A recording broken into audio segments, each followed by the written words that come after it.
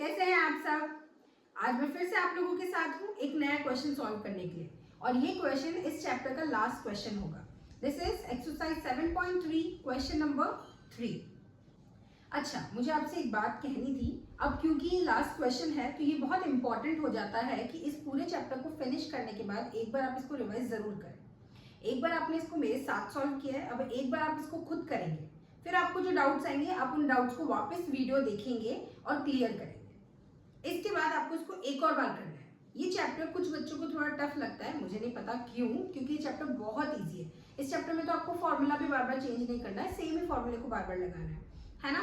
तो आप इस चैप्टर को 3 बार करेंगे। एक बार आप मेरे साथ कर चुके हैं, 2 बार आप और इसको रिवाइज करेंगे। उसके बाद भी अगर ये आपको टफ लगे तो I will say it's not possible. आप बिल्कुल मुझे कमेंट करके बताएंगे कि मैम ये चैप्टर मुझे इजी लगा या टफ लगा, ठीक है। एंड आई नो आप लोग बोलने वाले हैं मैम बहुत easy. Okay, so we are starting question number 3। A scooter was bought at 42,000.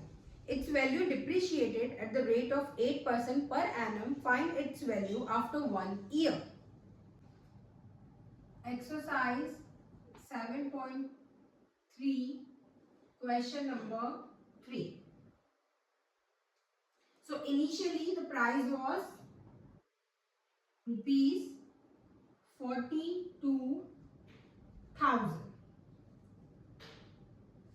and the rate of interest that they have given us is 8%,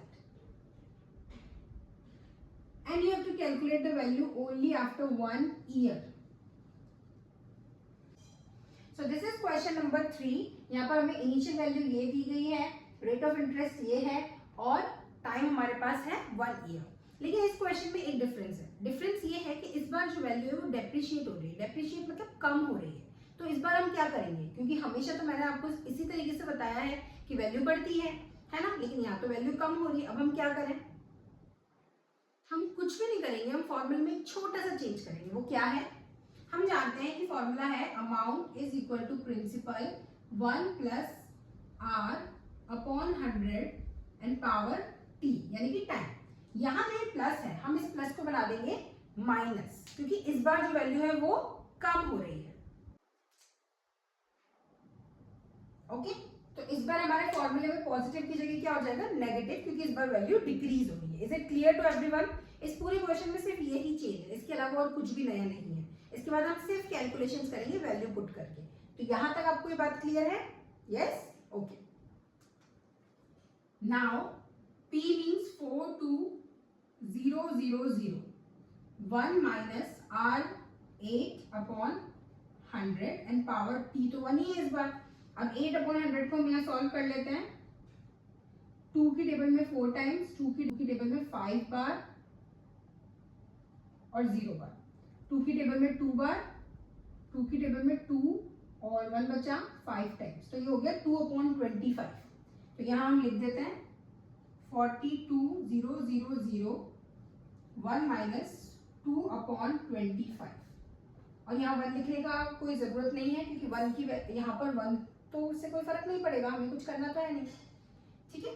अब हम इसको और सॉल्व कर लेते हैं। अब देखो, आप यहाँ पर अगर क्रॉस मल्टीप्लाई करके कर सकते हैं तो 25 इंटू 1 25 माइनस 2, क्योंकि इस तरफ 1 है और जो नीचे आएगा वो आएगा हमारे पास 25। 25 माइनस 2 कितना होता है, 23।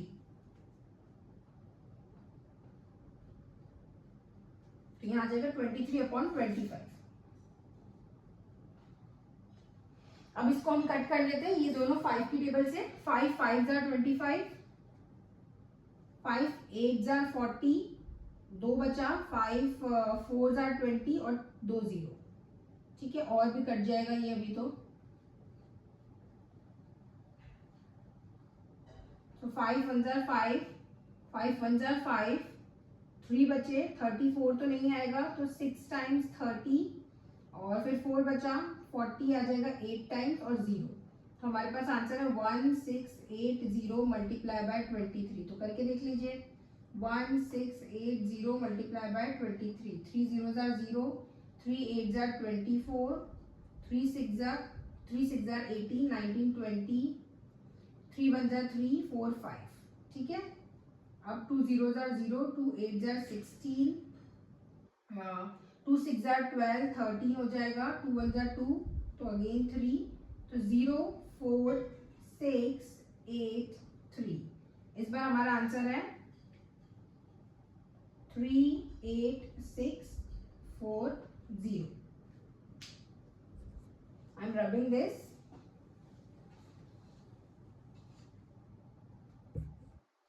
ठीक है, तो इस बार जो हमारा आंसर है वो ये है, यानी कि जो आपका स्कूटर था उसकी वैल्यू डेप्रिशिएट होके कम होके इतनी हो जाएगी 1 साल बाद। ठीक है, 42,000 में खरीदा था, 38,640 ही वैल्यू उसकी रह जाएगी। Is it clear to all? Okay, thank you so much everyone. So see you in the next video. और तब तक आप मेरे लिए क्या करेंगे? आप मेरे लिए करेंगे लाइक, शेयर और सब्सक्राइब।